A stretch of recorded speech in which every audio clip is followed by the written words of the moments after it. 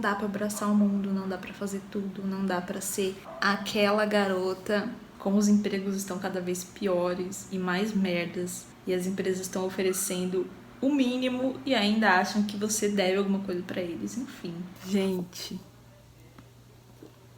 Ai, que saudade que eu tava de ler fantasia. Puta merda. Porque, tipo... Por quê? Então isso pra mim não colou, me deixou, na verdade, bem nervosa com a história. Eu quase taquei o livro fora, daqui do 12º andar, taquei lá embaixo. Oi, gente, começando mais um vlog aqui nesse canal. Faz tempo que eu não gravo vlog, eu fiquei com saudade, confesso. Fiquei com saudade de gravar vídeo no geral, vocês viram que eu dei uma pausa aí, né? Então, hoje tem feira no condomínio, a gente sempre faz feira aqui no condomínio de quinta-feira. Vou tentar mostrar um pouquinho pra vocês.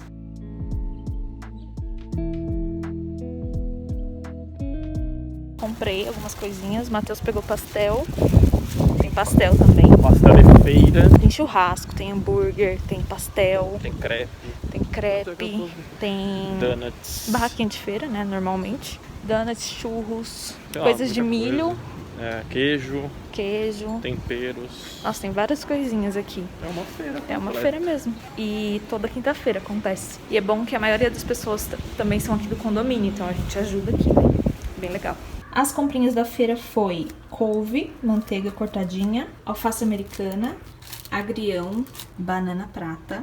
Eu peguei mais verdinha assim porque a gente demora um pouco pra comer todo o cacho. Então acaba estragando, sabe? E eu não sei o que acontece. Depois que a banana chega em casa, no dia seguinte ela já tá madura. É muito doido. Enfim. Comprei um morango também e uma uva sem semente pra comer com iogurte. Ou com brigadeirinho, né, amores? Já guardei as coisas na geladeira, vim contar um vício do momento. Mas antes eu vou contextualizar, porque a minha família nunca teve condição de me dar um videogame ou um computador super potente para eu poder jogar quando eu era menor. Então eu nunca tive vivências com videogame, com jogos no geral. Tanto que hoje em dia, quando eu pego para jogar com o Matheus, coitado, ele sofre, porque eu não tenho habilidade nenhuma. Uma coisa que eu sempre tive vontade e eu nunca consegui fazer é jogar The Sims. E aí eu baixei o jogo, o The Sims 4. Eu, com 26 anos na cara, estou viciada. Mas eu fico mais viciada em assistir as pessoas criando casas e reformando casas do que no jogo em si. Faz sentido? Talvez não. E aí eu comprei o jogo base pra mim. Tô fuçando ainda, não comprei nenhuma extensão, nem nada do tipo. E comprei o jogo base pra minha irmã também. E aí a gente tá conversando sobre isso, tá sendo bem legal. Mas no caso, a minha irmã tem 17 anos, né? Mas eu acho que não tem isso, tá sendo um momento bem de descanso, assim, sabe? Que eu consigo focar em outras coisas a não ser trabalho. É isso, tá sendo um momento gostoso. Eu tô adorando seguir pessoas que fazem reformas em casas e constroem casas diferentes, tá? Tá sendo um passatempo, assim. Às vezes eu me pego horas assistindo vídeo desse tipo, sério. Enfim, vou mostrar o que eu tô fazendo agora. Eu peguei uma casa na galeria e tô adaptando, assim, pros meus sims, porque eu tenho uma família com uma sim, um marido e um filho agora. E aí, a casa que eu tinha era muito grande, era muito difícil, eu não tava dando conta, entendeu? Novata que sou, tava sendo difícil. Então eu resolvi mudar um pouco. E tô nesse processo aí de redecorar, colocar as coisas mais parecidas com o meu estilo, assim. Eu ainda tô alterando algumas coisinhas, mas essa é a minha casa. Essa aqui é a minha casinha, ela tá muito fofa. Tem uma área de churrasqueira, cozinha, sala de jantar e sala. É isso. Eu tava com uma mansão enorme e aí eu comecei a vender tudo. E comprei uma menor. Bom dia, gente. Hoje é sexta-feira. Ontem eu nem gravei mais porque eu fiquei jogando The Sims um pouco. Depois eu deitei, li um pouquinho no Kindle. Um e-book de não ficção. Já vou falar mais sobre ele. E aí, dormi. Quer dizer, tentei dormir, né? Porque minha noite foi péssima. Acordei com barulho de obra, que o vizinho de parede aqui tá fazendo obra. Meu Deus, não acaba nunca, sério. Mas é isso, né? Paciência. E hoje o dia tá bem gostoso. Nossa, eu tava com saudade do frio, sério. Eu não consigo gostar do calor. Não sei vocês, mas pra mim não dá. Eu fico passando mal real, assim. Minha pressão cai, fico zero produtiva. O calor só é bom quando você tá de férias, sabe? Num lugar próprio pro calor. Tipo, praia, piscina, um sítio, alguma coisa assim. Agora, pra ficar em casa, pra ter um dia normal de trabalho, nossa, é muito exaustivo. Então hoje aqui em São Paulo tá friozinho, tá nublado, e eu adoro dia assim. Só perde pros melhores dias do ano, né, que é no inverno, pra mim. Friozinho, céu azul, e um solzinho perfeito.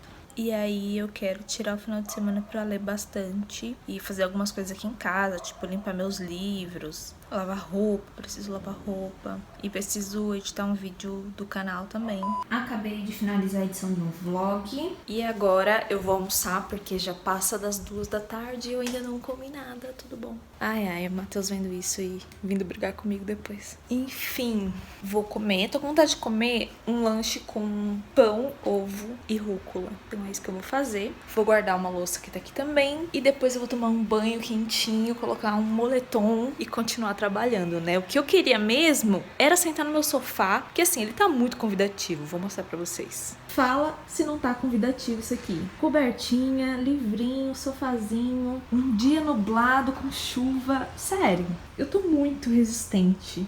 Sério, estou orgulhosa de mim.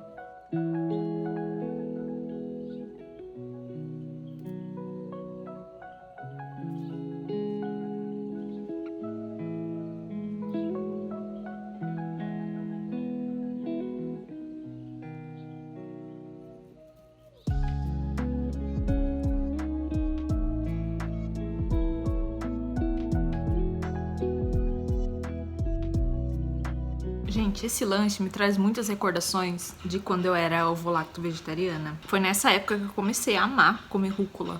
Que doido, né? É uma das minhas verduras favoritas. É muito bom. Nossa, com um limãozinho, um azeitezinho. Delícia. E aí esse lanche me traz essas recordações, sabe?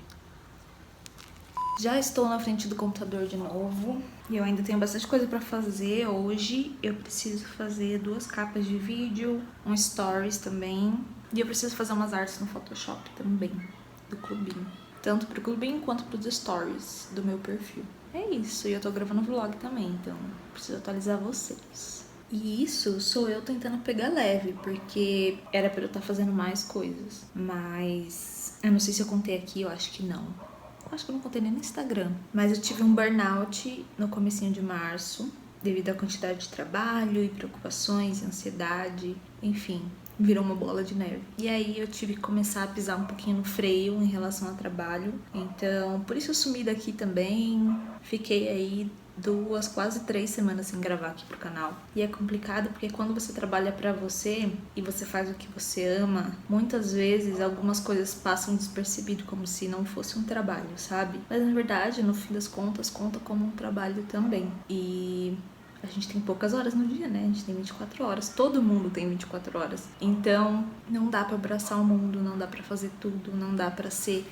aquela garota e dar conta de tudo sem ter algum preço, sabe? Enfim, eu acho importante a gente falar sobre isso também, porque principalmente a minha geração millennial, a gente tem muito essa pressão de trabalhar com o que a gente gosta e etc. Porque nossos pais, nossos avós não trabalharam com o que eles gostavam, eles trabalharam com o que estava disponível ali. E o que pagava bem, o que trazia comida pra dentro de casa, o que dava oportunidade de crescimento também. Hoje em dia, gente, os empregos estão muito merda. E se você trabalhar por conta, você também vai sofrer um bocado, porque tudo tem seus prós e contras, né? Eu acho que hoje em dia até quem trabalha como CLT muitas vezes se sente injustiçado, sabe? Porque a gente tá ganhando cada vez menos, trabalhando cada vez mais, você precisa estar presente, né? Mesmo se você estiver sendo zero produtivo. Você precisa ser o último a sair do escritório, você precisa dar o seu sangue pela empresa, sem perspectiva de avanço na sua carreira, você tendo que pagar basicamente todas as suas oportunidades estudantis, e isso ainda não sendo uma garantia de que você vai conseguir um bom trabalho. E muitas vezes a gente não tem benefício nenhum, a gente ganha pouco, e os millennials ainda têm esse plus, né? De, eu tô trabalhando com o que eu gosto. Pode ser CLT ou não, tanto faz. Eu tô trabalhando com o que eu gosto, mas eu ganho pouco, mas é o que eu gosto, então tenho que agradecer, mas não tenho plano de saúde, tá tudo uma bosta. Tenho que ficar 3 horas no transporte público. Até que ponto a gente se doa aos nossos trabalhos, sabe? A pessoa que do nada começa a falar sobre trabalho. Eu tô até lendo um livro sobre isso, que se chama Não Aguento Mais, Não Aguentar Mais, que fala sobre o burnout na nossa geração de millennials. É um livro muito interessante, tem muitas análises, muitos insights que eu tive dele, que eu já pensava há algum tempo, e é bom ver que eu não tô sozinha pensando nessas merdas, sabe? Porque às vezes eu me pego pensando nessas coisas. É bom ver que tem estudos relacionados a isso também. A única coisa que eu não tô gostando desse livro é que ele retrata muito a vida do estadunidense, sabe? De pessoas que moram nos Estados Unidos e que viveram ali pós-guerra e recessão e etc. E não mostra muito a realidade brasileira. Isso tem me afastado um pouquinho da leitura, mas eu ainda assim tenho pescado alguns insights, assim, sabe? Inclusive comecei a leitura depois do meu burnout pra entender um pouco mais se eu que tava muito louca ou se é realmente a nossa geração que tá muito perdida em relação a isso. Eu imagino a próxima geração, sabe? Com todo o avanço da internet, etc. Porque a gente ainda pegou uma parte, né? A gente ainda cresceu sem internet, a gente sabe como foi viver isso. Enfim, eu poderia ficar horas falando sobre isso, porque é um assunto muito denso, né? A gente falar sobre como a internet molda a nossa ansiedade referente ao mundo, nosso trabalho, porque hoje em dia todo mundo tem que mostrar o trabalho nas redes sociais, se você for dentista, se você for médico, se você for nutricionista, se você for influencer, fotógrafo, qualquer pessoa tá sentindo essa necessidade de se mostrar na internet. E o quanto isso está moldando o mercado de trabalho e como o mercado de trabalho está reagindo a isso, como os empregos estão cada vez piores e mais merdas, e as empresas estão oferecendo o mínimo e ainda acham que você deve alguma coisa para eles, enfim. Eu poderia ficar horas falando sobre isso, como eu disse. Mas aqui foi só um devaneio pra gente conversar sobre. Vocês já pensaram sobre isso? Me conta, inclusive, aqui nos comentários, porque é uma coisa que eu venho pensando com frequência. E não só dentro da minha realidade, óbvio, né? Como empresária e como pessoa que tem seus próprios clientes e tem que lidar com muitas áreas de um negócio. Mas eu também passei por isso como CLT, então eu entendo as duas vertentes. E realmente, amores, o negócio tá louco. Me conta aqui nos comentários se você vivencia alguma coisa do tipo, ou conhece alguém que, sei lá, tem uma graduação, uma pós-graduação e recebe, sei lá, um salário mínimo porque teve muita dificuldade de encontrar um trabalho no mercado brasileiro. Eu sei que a pandemia também dificultou muitas coisas, né? Então, mais um plus pra nossa ansiedade, pro burnout, porque a gente tá dando tudo de si por empregos que fazem o mínimo pelos funcionários, às vezes você é até temporário ou coisa assim, e eles simplesmente sugam a sua alma.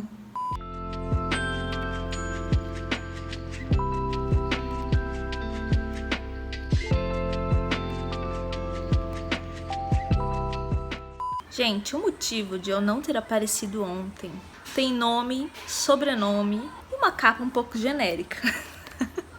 Estou falando de Sangue e Cinzas. Comecei a leitura ontem e eu simplesmente fiquei viciada, não consegui largar. Eu li 248 páginas de uma vez. Não era pra acontecer isso. Não era pra acontecer isso. Depois que eu li Sarah J. Maas, pra quem não sabe, eu li todo o Trono de Vidro ano passado, finalizei a série. Ano passado não, né? Eu já li desde 2015, 2016 eu li a série. E aí em 2020, não foi nem 2021, foi 2020, eu li o último de Trono de Vidro, já tinha lido também a Cotar. Eu comecei a ficar um pouco saturada, assim, das histórias da Sarah J. Maas, confesso. Tem até alguns vídeos aqui no canal falando que Eu não aguentava mais histórias desse mesmo universo e falando de feéricos e etc.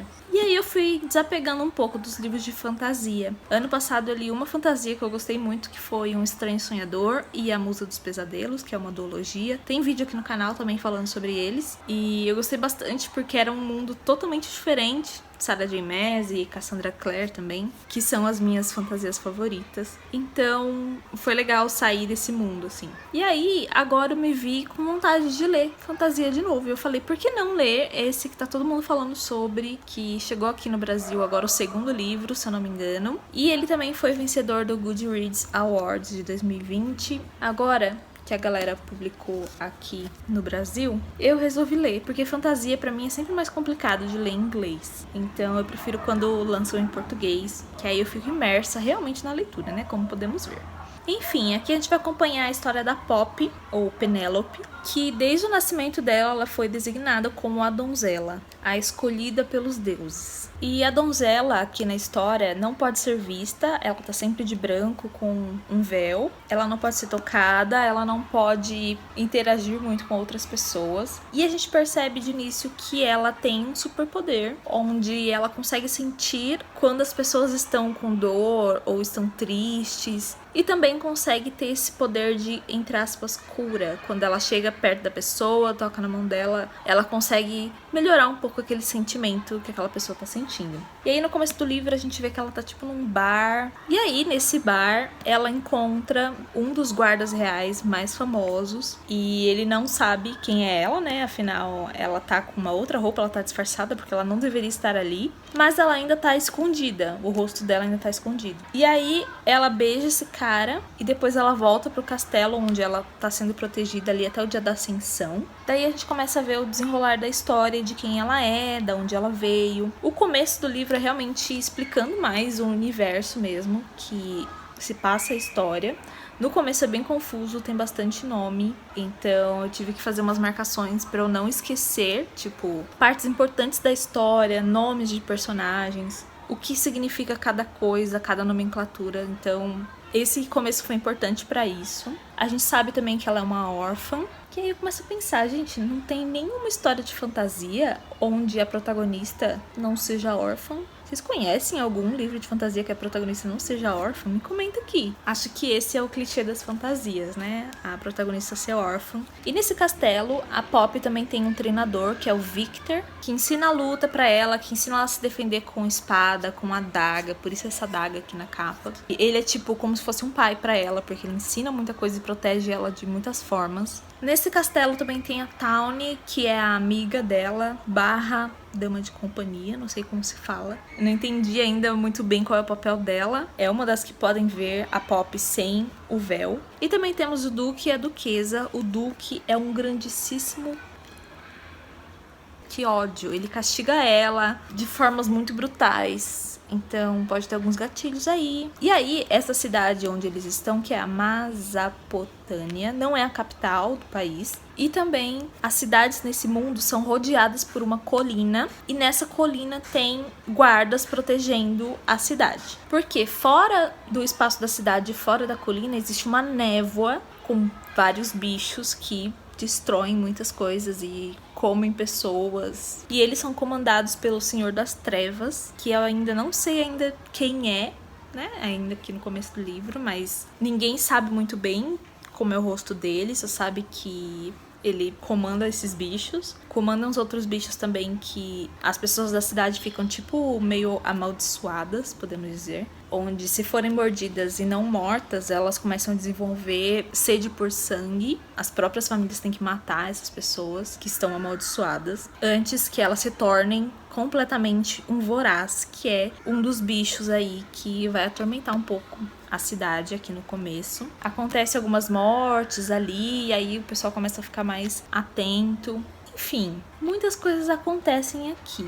Eu não posso falar muito mais, porque senão vai ser spoiler de alguma coisa. Mas enfim, ela reencontra aquele menino que ela beijou, que é o novo capitão da guarda lá. E aí eu tô com medo de ele ser vilão em vez de ser do bem. Ai, sei lá. Só quem leu muita fantasia sabe o que é você não acreditar em ninguém na história. Você sempre acha que o vilão tá escondido no lugar mais óbvio, assim. Que tá perto dela, sabe? De alguma forma. Sei lá. Enfim, ela tá nesse castelo também esperando a Ascensão, que basicamente é uma cerimônia onde os deuses escolhem as pessoas. E aí essas pessoas se transformam um pouco, mas eu ainda não entendi no que e no porquê, até porque ela também não sabe. Então a gente vê a história pela visão dela em primeira pessoa, então ela não sabe o que acontece depois de uma pessoa ser ascendida. Ela sabe que o irmão dela foi ascendido, né? Ele manda algumas cartas, mas cartas bem rasas, então ela realmente não sabe o que aconteceu, como que é a vida dele, como ele se sentiu, então ela não sabe muito bem o que esperar, até porque faz décadas que houve uma outra donzela também. A gente sabe que é isso, tem essa divisão entre o Senhor das Trevas e as pessoas dessa cidade. Tem as pessoas que são descendidas também, que eu ainda não entendi muito bem o que elas fazem, mas eu sei que elas seguem o Senhor das Trevas e não acreditam na rainha e no rei que estão na história aqui governando. E tem essa galera que vai ser ascendido e a gente não sabe o que acontece quando é uma pessoa ascendida. É isso, aconteceu bastante coisa até a página 248 e estou completamente viciada, não quero parar de ler. Eu sonhei com esse livro noite passada e hoje eu fiquei ansiosa para pegar ele para ler agora à noite. Então, é isso que eu vou fazer agora.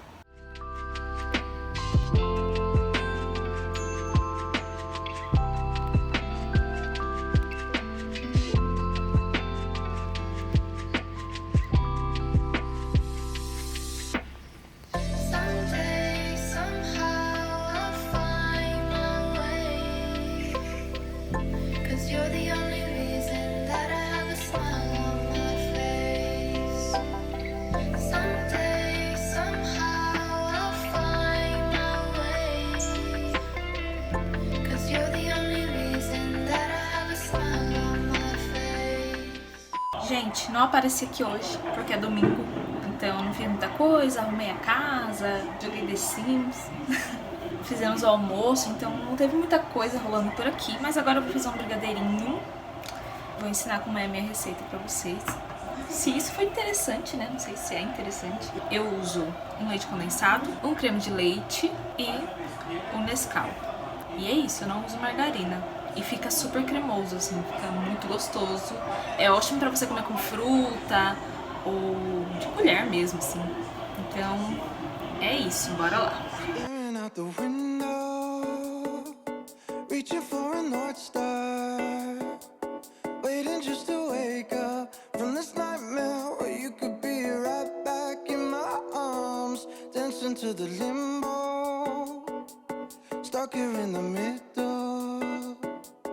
Tell me that it's simple, but I could paint 1,000 different pictures of what is wrong. But if we turn the clocks back a couple dials, we should throw them out, because time ain't ours, oh, but you fill me up, and I can feel it now.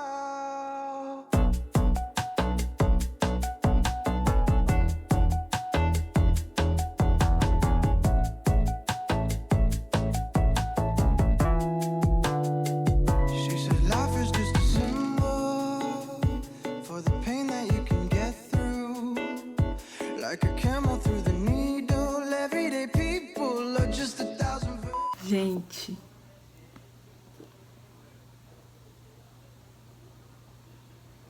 meu Deus. Já vou avisando que essa parte vai ter spoiler, porque assim, estou em choque, tá acontecendo muitas coisas ao mesmo tempo. Não tava esperando. Hoje é segunda-feira, eu nem gravei nada hoje porque eu só trabalhei. E aí agora à noite peguei pra ler essa belezura aqui. Estou na página 426. Vamos começar pelo começo. Tá tendo a festa do ritual, agora nessa parte que eu tô. E lembrando aqui de novo que vai ter spoiler, então se você não quiser saber do spoiler, pula pro minuto que eu vou deixar aqui na tela. Mas eu preciso compartilhar com vocês. Sério, meu Deus. Ai, que saudade que eu tava de ler fantasia. Puta merda. Então, tava acontecendo ali a festa do ritual, onde tá todo mundo de vermelho. As crianças são apresentadas, né, como segundo e terceiro filho, alguma coisa assim. Eu ainda tô tentando entender o mundo e as regras dessa história. Mas eu sei que no ritual é isso que tá acontecendo e é uma festa também de comes e bebes e tal. A Poppy foi permitida nessa festa, então ela tá disfarçada, né? Ela tá sem a roupa branca, sem o véu, mas ela tá com uma máscara, assim como todo mundo tá de máscara, e com um vestido vermelho, assim como todo mundo, então ela tá meio disfarçada. Daí já começou suspeito porque o Duque não apareceu. Daí todo mundo ficou se questionando o que rolou. Daí apareceu a Agnes, que foi uma das mulheres que ela ajudou lá no começo, né, com o marido amaldiçoado. E aí ela tava super estranha, então ali você já desconfia que alguma coisa vai acontecer nessa festa. Daí acontece da Poppy e do Hawke se pegarem. E aí o Victor descobre, que essa parte eu acho o máximo, ele descobrindo, meu Deus do céu, foi muito legal. E aí quando ele tá voltando com ela pro quarto dela pra escoltar ela, começa a acontecer a maior matança. E aí os descendidos e os lupinos, né, que são os caras que seguem o Senhor das Trevas, entram no castelo, começam a matar todo mundo. E o Duque tá, tipo, empalhado lá numa sala com a estaca que ele usava. Não era estaca, era uma... sei lá. No livro trata como bengala, mas não é uma bengala, né? Algo que você chicoteia, então é um chicote. Mas eu não sei como, eu ainda não consegui visualizar esse objeto, mas enfim. Pra mim é uma estaca de madeira no coração dele, que era o chicote que ele usava pra bater na Poppy.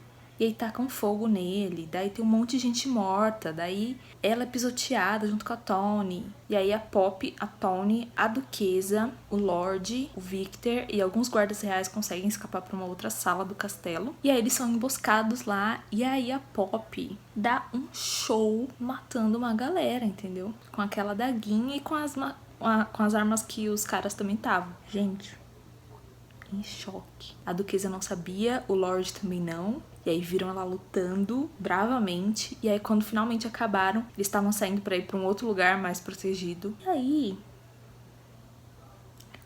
o cara simplesmente meteu a espada nas costas do Victor, que é basicamente o pai da Poppy.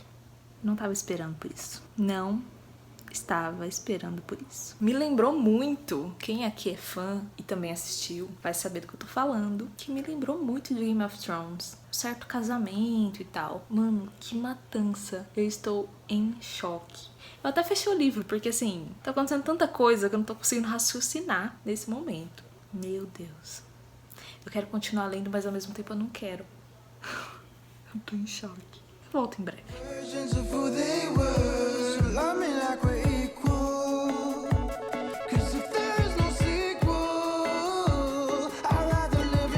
Gente, eu terminei de ler ontem à noite e eu precisei de um tempo para refletir, fazer anotações sobre o que eu achei desse livro. Esse final aqui foi tão corrido que eu precisei desse tempo para respirar e entender o que rolou. E eu acredito que esse livro vai falar bastante sobre política também e sobre fanatismo religioso, podemos dizer.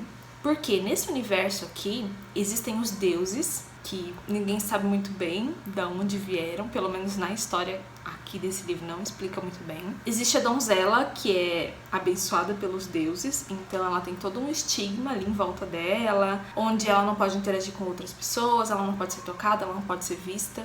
Então tem toda uma questão também religiosa por trás disso, né? Da mulher pura e virgem e escolhida pelos deuses. Aqui também temos outra questão, que é a questão da ascensão e do ritual. São duas coisas diferentes. Depois eu entendi que são duas coisas diferentes, porque não deixa muito explícito na história, principalmente no começo. Eu até marquei os post-its em azul, são coisas da história do livro, né? A história desse universo aqui. Então, o que eu entendi é que os rituais são onde as crianças, segundos e terceiros filhos, são entregues às realezas ali, né, no castelo, como uma oferenda aos deuses, né? E na história essas crianças crescem nos templos dos deuses, só que as famílias nunca mais têm contato com essas crianças, nem sabem onde elas foram parar e etc. Esse é o ritual. Agora a ascensão já são pessoas mais jovens que vão se tornar imortais, né? Os ascendidos são pessoas imortais, que têm os olhos pretos e que não saem à noite. Essa parte de não sair à noite é falado pouquíssimas vezes durante o livro. Uma coisa que eu curti e que eu não curti ao mesmo tempo é que a gente vai descobrindo as coisas junto com a personagem, junto com a Poppy. Ela também não sabe o que faz dela a donzela, a não ser aquele dom que ela tem. Ela não sabe o que acontece na ascensão, nem nos rituais. Ela simplesmente tá ali sendo comandada pelo duque, pela duquesa, pela rainha e só tá indo, sabe?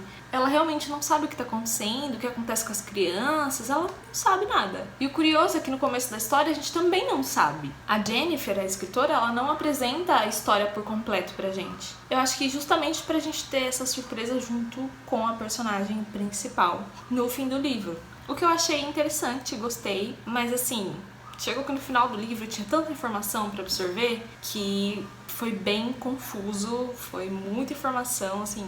Ela deixou toda a história pra ser contada no final, sabe? Em 2 páginas. Então, eu achei isso um ponto negativo. Eu esperava que ela, tudo bem, fosse introduzindo a história conforme a personagem principal fosse aprendendo, né, o que estava acontecendo, mas não que fosse tudo de uma vez. Então, isso foi um ponto negativo. As coisas só acontecem 60% pra frente. Talvez se a Jennifer tivesse colocado essas informações durante a história, não tivesse sido tão pesado, assim, de informações. No geral, eu achei esse livro uma grande colcha de retalhos de várias histórias que eu já li. E eu acho muito difícil, hoje em dia, escrever uma história de fantasia que realmente não tenha nenhuma dessas características que a gente já viu em outras histórias. Mas assim, em vários momentos desse livro, eu me peguei pensando em outro livro que eu já li, sabe? Ou em características de personagens de outros livros, de outras séries. Principalmente Sarah J. Maas, eu acho que eu comparei muito com Trono de Vidro e também com ACOTAR, essa história. E tipo, eu entendo que hoje em dia é bem difícil fazer uma história original de fantasia. Eu realmente senti que era um pouquinho de cada universo de fantasia, sabe? Que eu já li.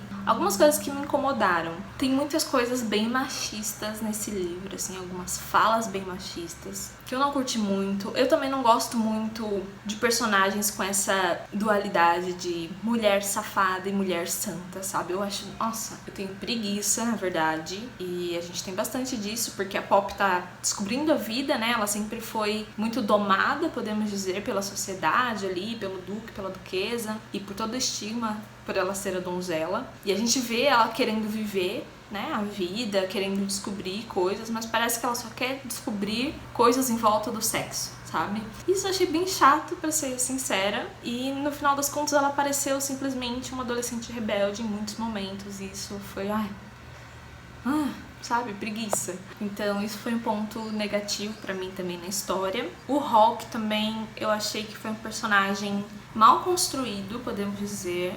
Basicamente todas as interações que ele e a Pop tiveram era em torno do desejo que eles tinham um pelo outro e piadas sobre isso, sabe, não acrescentou muita coisa pra mim.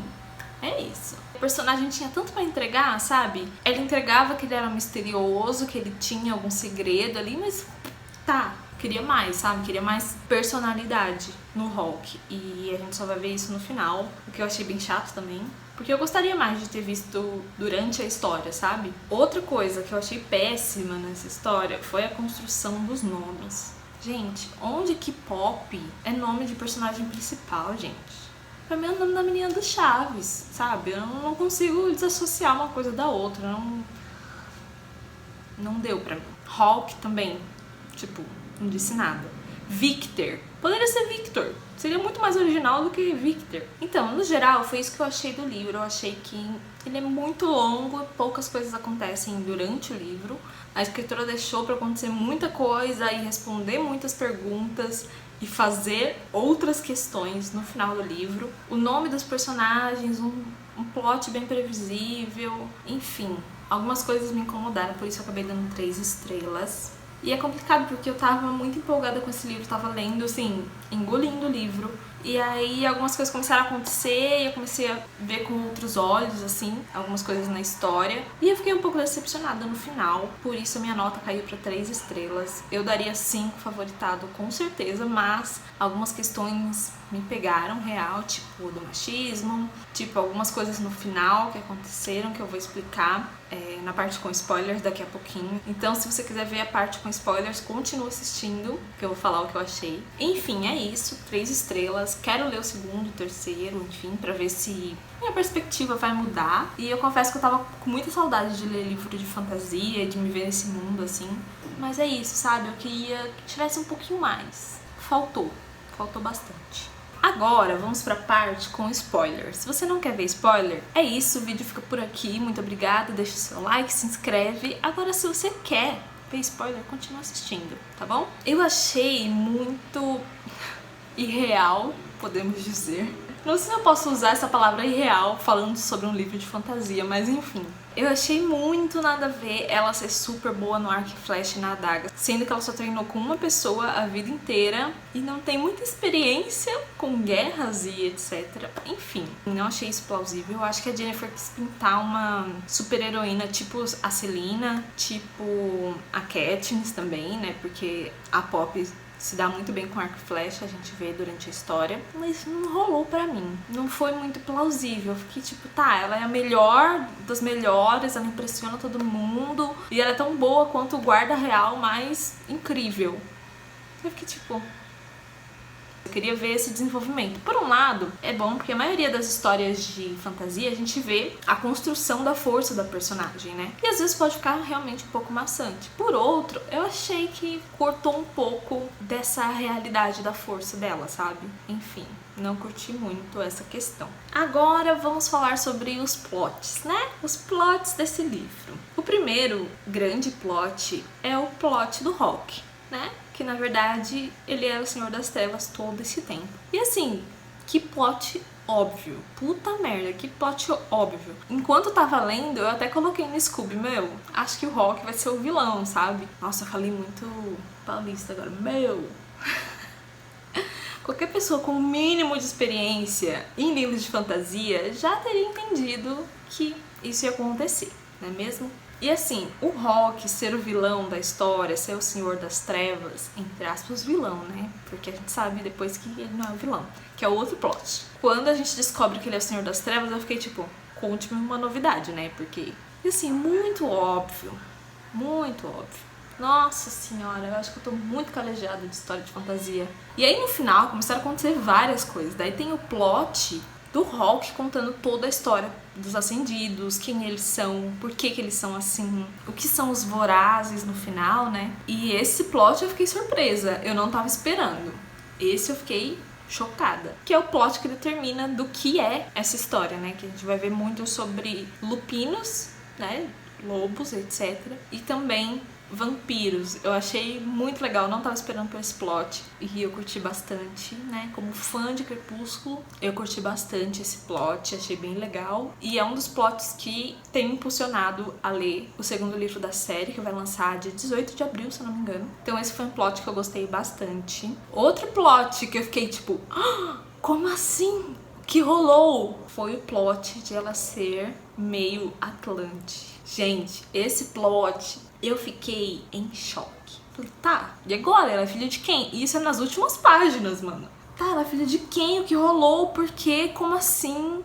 Daí eu já comecei a criar 1 milhão de teorias na minha cabeça. Então foi um plot muito bom. E isso explica muita coisa, né? Dela não ter morrido pelo ataque dos Vorazes, nem por não ter acontecido nada quando ela bebe o sangue do Hawke. Que a gente descobre que é o Príncipe Castile, que é outro nome, né? Que, porra, faltou criatividade. Outra parte pra mim emocionante na história foi quando o Victor morre, depois ela mata o Lorde. Foi uma parte muito importante pra mim. Eu fiquei tipo, parecia que eu tava assistindo Game of Thrones de novo. Foi muito legal.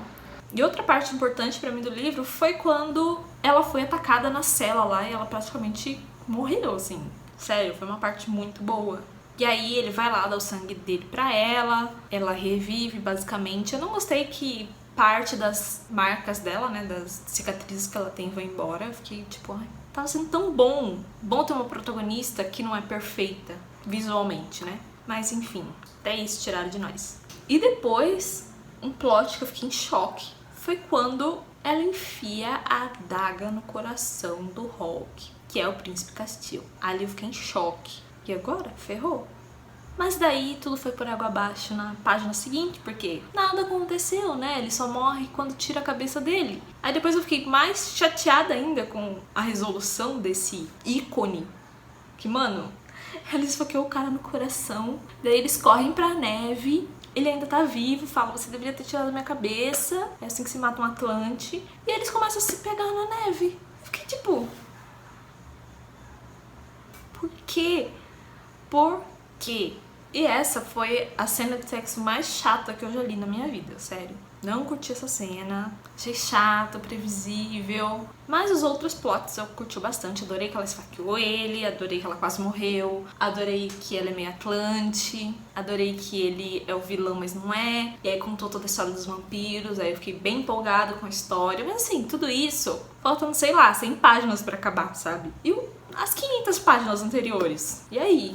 Poderia ter dado um gostinho, né? Mas não rolou. E é curioso porque eu sabia que ele seria o vilão, e aí eu fiquei, durante a leitura do livro, me questionando como será que a Jennifer vai transformar a história em prol do vilão, em prol do Hawke. Porque claramente ele era o vilão da história, claramente ela ia fazer a história mudar pra gente ver a donzela, que é a Poppy, não ser acendida, e também o Hawke, que seria o vilão, ter a sua redenção, podemos dizer. Então, o que vai acontecer na história? Eu fiquei me questionando e tentando pescar isso durante a minha leitura. E eu não encontrei muitas coisas, mas eu sabia que aconteceria e realmente veio aí, né? Eu também achei as cenas de agressão da Poppy bem gratuitas, assim. O Duque e o Lorde, eles eram muito caricatos, vilões, assim, sem nenhum propósito, sabe?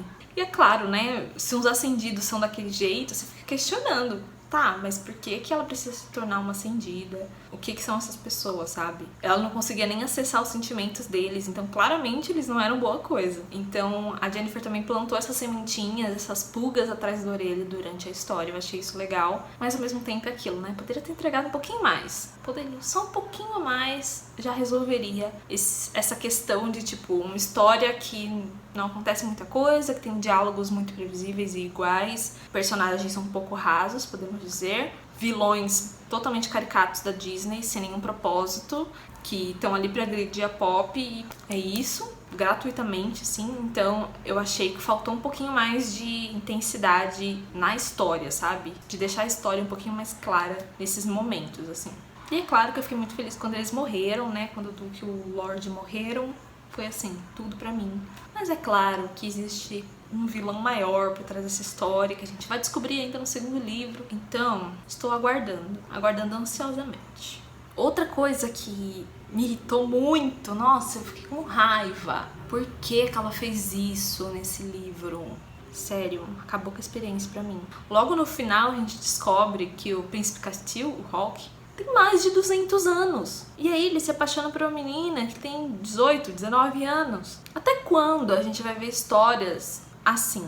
Gente, isso não é legal.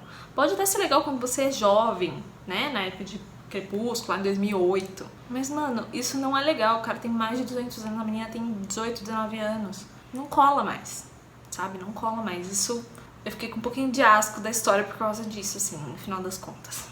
Então isso pra mim não colou, me deixou na verdade bem nervosa com a história. Eu quase taquei o livro fora, daqui do 12º andar, taquei lá embaixo. Sabe, tinha tudo pra ser muito bom.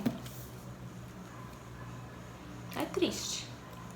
Triste, na verdade. Quando eu postei lá nas minhas redes sociais, muita gente também tava lendo esse livro. Se você é uma dessas pessoas que já leu ou está lendo esse livro, comenta aqui o que você achou. Se você pensou nessas coisas que eu contei aqui pra vocês, que eu fui entendendo ao longo da história, me conta aqui nos comentários. E é isso, gente. Esse é o vídeo de hoje, espero que vocês tenham gostado. Não esquece de deixar o like, de se inscrever também. Eu vejo vocês no próximo vídeo, tá bom? Até mais!